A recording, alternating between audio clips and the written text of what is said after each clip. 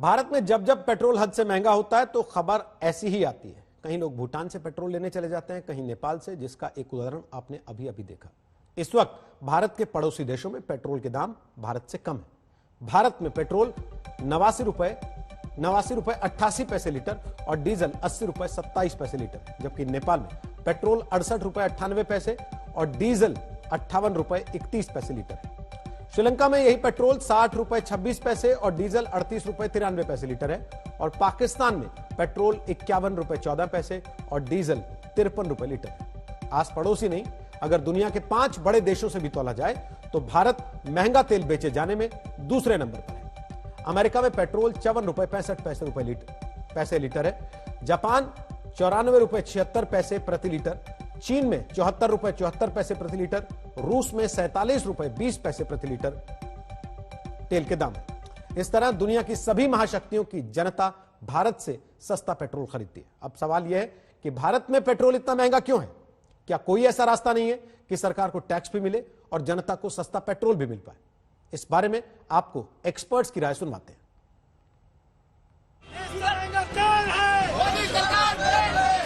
तेल की कीमतों के खिलाफ कांग्रेस का राजभवन के बाहर प्रदर्शन।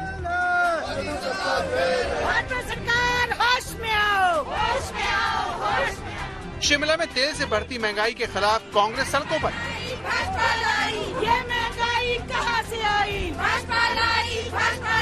जिंदाबाद।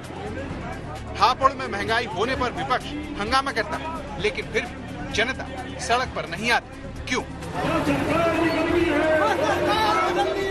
इस सवाल का जवाब तेल का खेल है, जिससे अब जनता भी वाकिफ हो चुकी है, जो जानती है कि उसे जो महंगाई का झटका मिल रहा है वो केंद्र और राज्य सरकारों की मिली भगत का नतीजा है। इसे समझने के लिए आपको तेल की कीमत टैक्स के गणित को देखना होगा।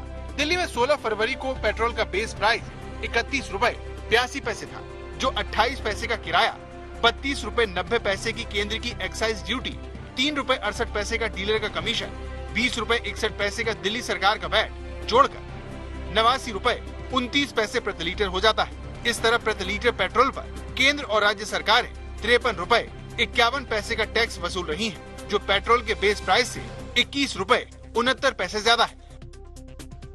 मतलब सरकारों के लिए तेल कमाई का बड़ा स्रोत बन चुका है, जिससे हाथ धोने के लिए किसी भी दल की सरकार तैयार नहीं है। लेकिन सरकारों की बढ़ती भूख ने जनता के साथ साथ तेल बेचने वालों की नींद भी उड़ा दी है।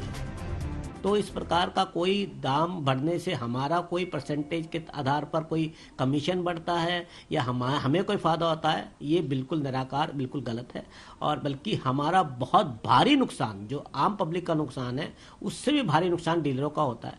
उसका कारण ये है कि देखिए, जब 70 रुपये का पेट्रोल था या 60 रुपये का पेट्रोल था तो पेट्रोल उड़ता है, उसकी ये एक व्यवहारिक नेचर, या आप कहें कि ये एक नेचुरल फिनोमिना है। तो वो जब पेट्रोल उड़ता है, उस पेट्रोल उड़ने में जब 70 रुपये का पेट्रोल उड़ रहा था तो हमारा 70 रुपये का नुकसान था।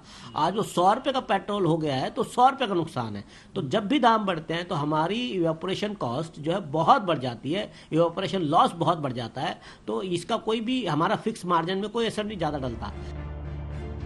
राजस्थान और मध्य प्रदेश में कई जगह पेट्रोल के भाव 100 रुपए प्रति लीटर के पार पहुंच गए हैं। इसकी वजह यह है कि दोनों ही राज्य पेट्रोल डीजल पर वैट वसूलने में अव्वल है। राजस्थान में पेट्रोल पर 36% और मध्य प्रदेश में 33% वैट वसूला जा रहा है। इसी का नतीजा है कि यहाँ पेट्रोल अन्य राज्यों से ज्यादा महंगा है। जयपुर में लोगों पर महंगाई की मार की वजह भी यही है, जिसके चलते लोगों ने गाड़ी चलानी छोड़ दी।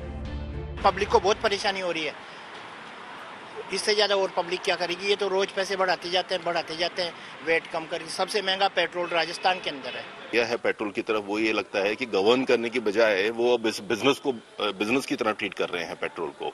उनका ये ऑब्जेक्टिव लगता है कि किसी तरह इससे कमा लिया जाए। कहीं से कमाई कैसे की जा सकती है, मिडिल क्लास से कैसे कमाया जा सकता है। और कल के अगर आप प्राइम मिनिस्टर के अगर स्टेटमेंट को भी देखेंगे तो उसमें यही लगता है कि मिडिल क्लास ही है जो भुगतने के लिए यहाँ पर बैठा हुआ है और सरकार के खजानों को जो है भरना है। जानकारों का मानना है कि आने वाले वक्त में भी अंतर्राष्ट्रीय बाजार में तेल की कीमतें कम नहीं होने वाली है। ऐसे में राहत तभी मिल सकती है जब केंद्र और राज्य सरकारें टैक्स कम करें या फिर तेल को जीएसटी में डालें। इन्हीं दो रास्तों पर चलकर ही जनता को महंगाई के झटके से बचाया जा सकता है। इसको तो नियंत्रित करने के लिए एक ही रास्ता है, जीएसटी में इसको शामिल कर देना चाहिए, जो कि आम पब्लिक के लिए भी अच्छा होगा, सरकारों के लिए भी अच्छा होगा, स्टेट और सेंट्रल गवर्नमेंट के लिए भी बेनिफिट है। इसको जीएसटी में लाने का एक ही उपाय है। कोरोना के बीच जनता को तेल की महंगाई में ज्यादा दिन रखना सरकारों के लिए भी ठीक नहीं है, क्योंकि ऐसा होने पर लोग कहीं न कहीं अपने खर्चों में कटौती करेंगे, जिससे इकोनॉमी की रफ्तार सुस्त पड़ेगी। ऐसे में सरकार को चाहिए कि वो जल्द समाधान खोजे, वरना जनता जवाब देना जानती है। जयपुर से शरद कुमार के साथ आज तक ब्यूरो।